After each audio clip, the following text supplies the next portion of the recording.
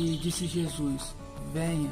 E Pedro imediatamente pulou do barco e começou a andar sobre as águas em direção a Jesus. O Evangelho de Mateus, capítulo 14, conta essa história, em que Jesus estava indo em direção aos discípulos, andando sobre as águas, os discípulos estavam no barco, e Pedro vê Jesus, Jesus chama ele, e aí Pedro também tem essa experiência de andar sobre as águas, né?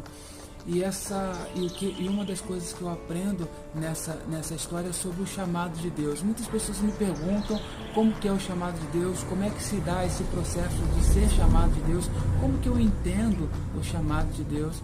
E teoricamente o chamado é simples, é Deus falando com você, você entendendo e obedecendo e indo em direção a Jesus. O chamado basicamente é isso. Mas humanamente falando, todas as situações são completamente adversas, porque primeiro você precisa sair do barco.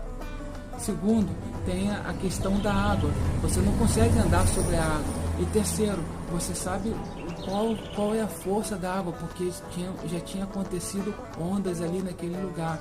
E uma outra coisa, em quarto lugar, os ventos são contrários. Todas as coisas ao nosso redor, na nossa sociedade, na nossa vida, muitas coisas vão contribuir para que a gente não saia do barco, para que a gente não obedeça a voz daquele que está nos chamando. Muitas vezes a gente vai estar no barco, vai estar entendendo Deus falando com a gente, mas a gente não vai ter a coragem de sair do barco. A palavra de Deus para você hoje é: meu amigo, meu irmão, minha irmã, saia do barco, vá em direção a Jesus, atenda a esse chamado de Deus, vá servir a Ele da maneira que Ele está querendo que você sirva.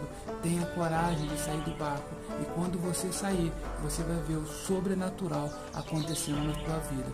Que Deus abençoe a sua vida e suas decisões. Até a próxima.